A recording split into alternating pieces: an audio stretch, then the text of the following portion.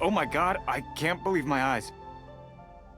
How can she lift that massive rock all by herself? She's gotta be one of those Adepti, surely. Oh, mighty Adeptus, please give me your blessing so that in the coming year I may reap a more bountiful salary. This is top tier in size and quality, and the condition it's in is quite simply immaculate. Congratulations, this item is approved for submission. I'm going to award you full marks for the Sunset Vermilionite item. May I take your name? My name isn't important. I'm not even here to compete. I was just delivering this for some other people. They should be here any minute now. Shenhe, and Ningguang's little helper. Ah, so you're the ones behind this. No wonder. The rarest talent turns in the rarest plastrite specimen. But I have to correct you on one point. It's not helper, it's secretary. Okay then, Miss Secretary, what do you think of the rock we found? Pretty amazing, right? In truth, it is the finest piece of plastrite we have received so far. If everything goes according to plan, we will use this piece in the foundation of the Jade Chamber, which will enable us to proceed to the next stage of construction. As a side note, Lady Ningguang has rented some dwellings in the nearby area to serve as accommodations for the contestants. If you need a place to rest, you are welcome to stay there. Now, please excuse me. As you can see, there is still a lot of work to do on the building site. Shenhe, Shenhe, just now on the way over, pretty much everyone was singing your praises. Oh, really? What kind of reaction is that? So strange. Aren't you happy about it? Whenever Paimon gets praised, Paimon can't help but hold their head up high and break into a big, smug smile. I've had similar compliments before. They call me an Adeptus, treat me with great deference and respect, as if I'm set apart from the common folk. Yeah, 'cause that's how Adepti are. At least the ones we've met are pretty unique and reclusive, too. Way different than normal people. But I am not... Shenhe? I'm fine. I've been exerting myself quite a lot ever since we set foot in that abode. I'm just a little fatigued. Well, Byron said that there are some makeshift hotels we can use, right? Let's go check in and take a rest. No need. I simply need to find myself a secluded place in the wilderness to sit and meditate in silence. You can't do that. It's dangerous out in the wild on your own. When you're hungry, you go eat something tasty. And when you're tired, you go lie down in a nice, comfy bed. All right?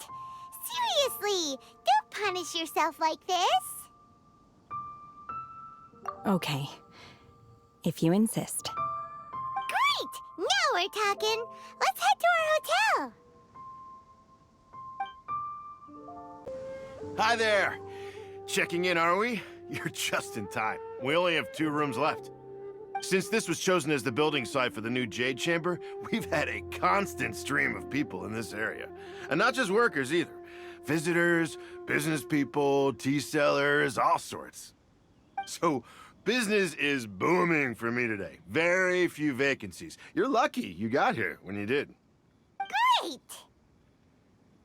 One of your rooms is still being cleaned. I guess it should be ready within the hour.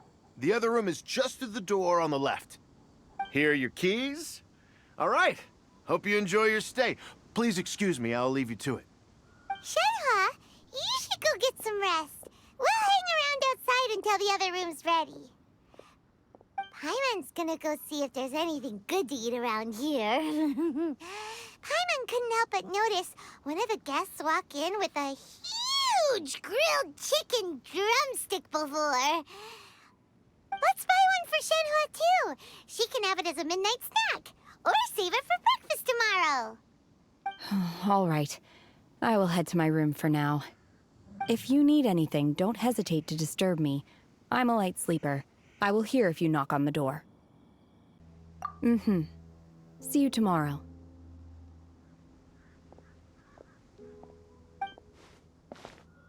Hey! Isn't that Cloud Retainer? What's she doing here? Let's go and say hi. One trusts you have met Shenhe. So, are you getting along quite well? So far, so good. Yeah. So, you know Shenhe too, Cloud Retainer? Naturally. Save for Ganyu, who spends the majority of her time in Liyue Harbor. All the Adepti living today are acquainted with Shenhe to some degree. Cool. So, what's her Adeptus name anyway? Calling her Shenhe feels kind of friendly, but also kind of disrespectful. So Paimon's thinking maybe it'd be better if we called her by her Adeptus name instead. Her Adeptus name? Why, pray tell, would Shenhe have an Adeptus name? Don't all Adepti have a special title they go by? On this latter point, you are correct. However, Shenhe is human. Oh, right. Wait, what? Paimon neither! This is a real surprise! Do you mean to say that she presents differently from ordinary human beings? Well, to start with, her problem-solving methods are extremely direct. Ah, yes. She was like this all those years ago when one first met her. In this respect, she has not changed. One first found Shenhe by chance in a cave. One was passing by and sensed the presence of a god's remains. Being of an ever-vigilant disposition, one entered immediately to inspect the scene. Inside was Shenhe, then aged around 6 years old. In her hand, she held a dagger with which she was confronting a monster that was the god's remains incarnate. That sounds so dangerous. When one arrived, she had already been locked in confrontation with this monster for several days. Most mortal children are fragile, both physically and mentally, and are highly reliant on their parents for survival, but not so her. That she was able to endure such terrible danger was due not only to her strong willpower, but also to the bloodlust and homicidal instinct with which she was born. One dealt with the monster, yet she still refused to lower her guard. She even pointed her dagger in one's direction and remained ready to strike. Only after she was satisfied that one had no intention to cause her harm did she finally relent. She then passed out without uttering a single word. In other words, if you hadn't passed by that day, Shenhe might have... Not necessarily. Upon one's arrival, one could sense that the god's wrath was gradually receding. Even had the stalemate continued, one suspects that Shenhe may have still emerged the victor of the confrontation. That's still so dangerous, though. Why was a tiny little kid battling against the wrath of a god in the first place?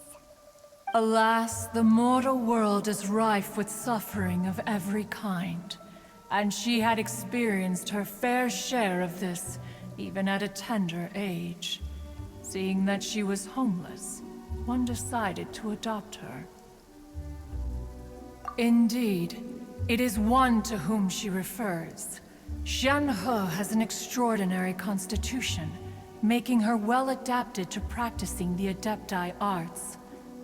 All the Adepti cherished her talents, and so we were willing to train her. However, her homicidal urges did not subside with age. Rather, they grew stronger day by day. Mooncarver once performed a divination for her. He declared that her fate is to bear the curse of calamity. Consumed by malevolent energy, she is prone to bring harm to those around her. Such is the magnitude of the danger this poses, that her soul must be bound with red ropes to keep her homicidal instinct at bay. The red ropes have indeed served to keep her calmer and more content. They also seem to have rendered her somewhat inexpressive. Perhaps the red ropes are so powerful that they have suppressed some of her other emotions as well.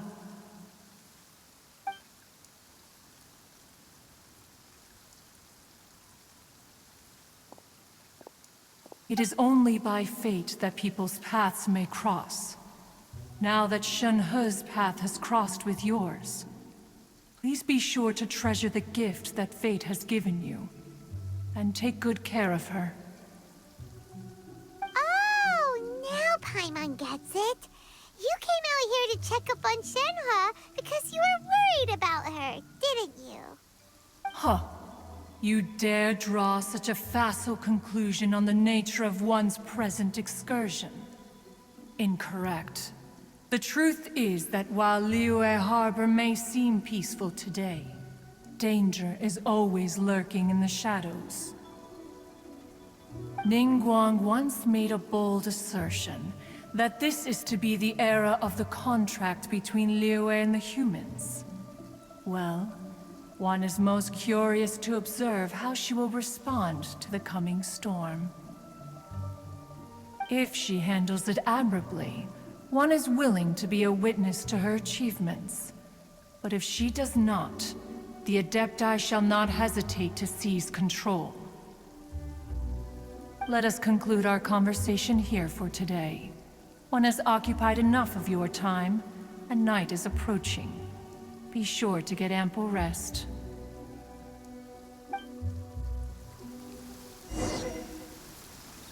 So, Shenhe isn't an Adeptus after all.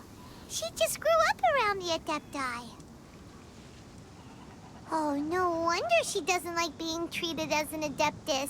Having everyone falling over themselves to show their respect all the time must be kind of hard to deal with. There seem to have been a growing number of tales told regarding Shenhe in recent years. Perhaps she was seen on the previous occasion when she secretly ventured out from the mountains. One has heard that a playwright in Liyue Harbor wrote an opera based on the legends told about her. It is called The Divine Damsel of Devastation. The play portrays her as making a stand to protect her fellow villagers. One can only surmise that every story needs a hero. Hey! So, Shenhe... Master has relayed my situation to you, I take it. Oh? How did you know? I'd intended to wait until you came back before going to sleep, but I didn't hear you come in. I was worried that something may have happened to you, so I went outside to check and caught sight of my master. On top of this, you have been acting very strangely around me this morning, causing me to suspect that my master must have told you everything about me. After all, Master is... very talkative. Sorry, Shenhe. Paimon had you down as an Adeptus this whole time, but it turns out Paimon was wrong. It's okay. I don't mind. The fault is mine for not explaining everything to you sooner, because in my experience, trying to explain is a futile pursuit. Still, though you mistook me for an Adeptus, you never treated me as distant and unapproachable. Instead, you treated me as you would a friend. For this, I am very grateful indeed. To be fair, we've met our fair share of real Adepti, too. Anyway, now it's settled. From now on, you're our friend. Whether you're an Adeptus or a human isn't the important thing. First and foremost, we're just plain old friends. Got it. Although I don't know quite what it entails in terms of what I have to do, I must say I like the title Friend very much indeed. Great! Well, now that we're all rested up, we should start searching for the other 2 items on the list.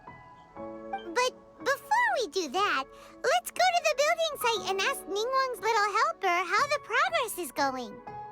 After all, Sunset Vermilionite is so rare. Paimon doubts many competitors will really be able to find any. If it turns out some of them have given up already, we'll be able to take things a little more slowly. Oh, and another thing. We bought some grilled chicken drumsticks on the way back last night. There was a place just outside. Here's one for you, Shenhe. Try it! They're so good. I concur. It has a rich flavor, far more agreeable than those I've cooked for myself in the wilderness in the past.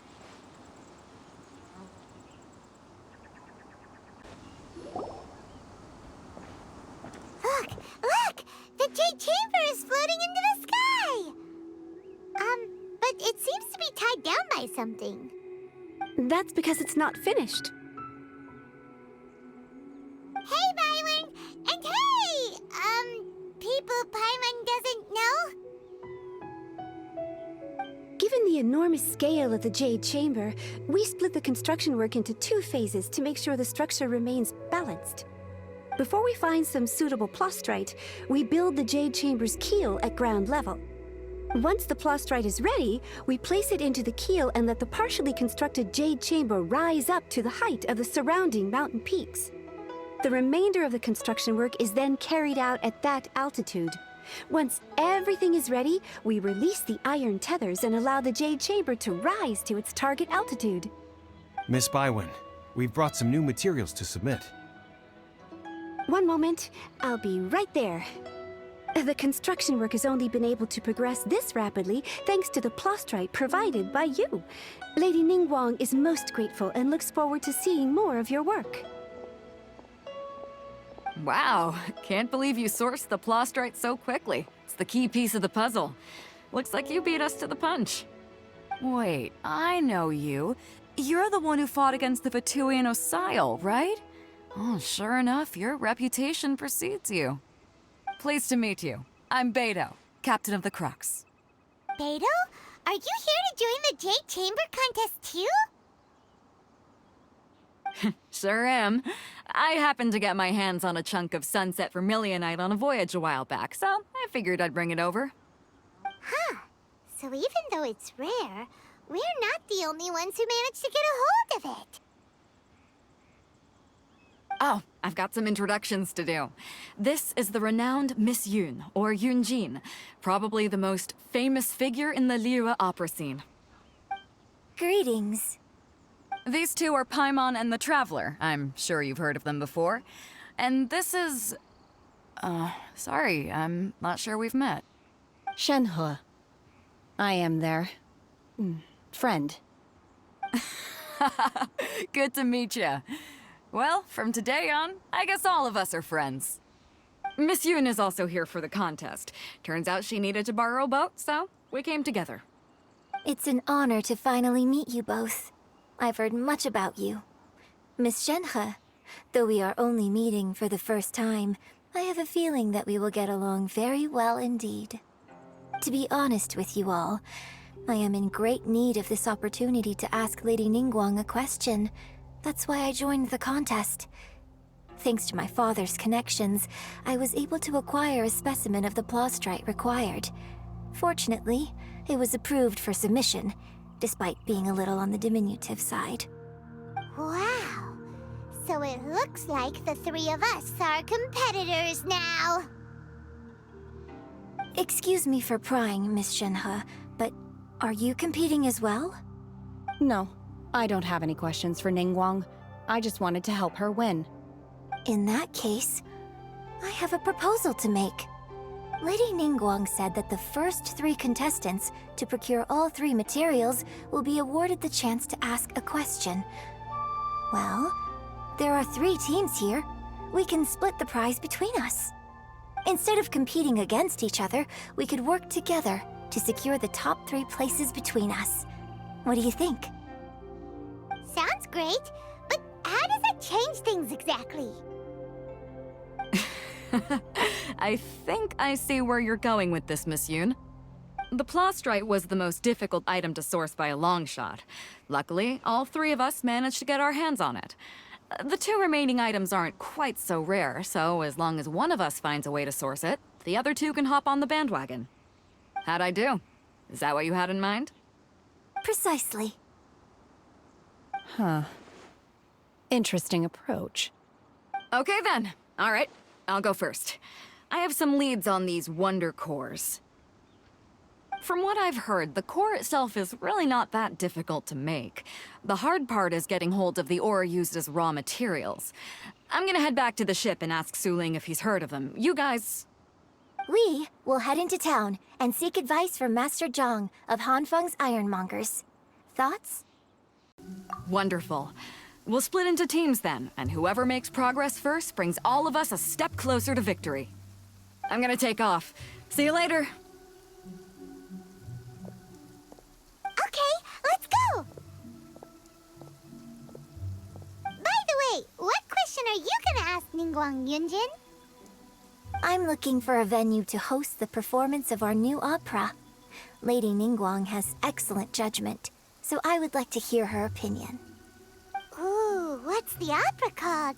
Paimon wants to go see it. The opera is a labor of love by my father. He wrote it based on a popular urban legend about an evil spirit and an adeptus. It's called The Divine Damsel of Devastation.